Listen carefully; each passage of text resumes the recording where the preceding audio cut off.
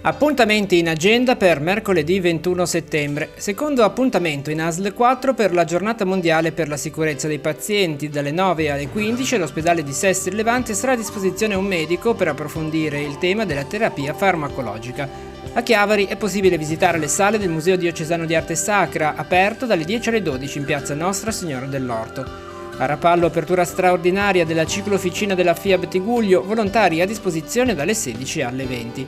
Prende il via antico e moderno a Palazzo Spinola. Nella Galleria Nazionale di Palazzo Spinola a Genova alle 17 concerto di Riccardo Guella alla chitarra.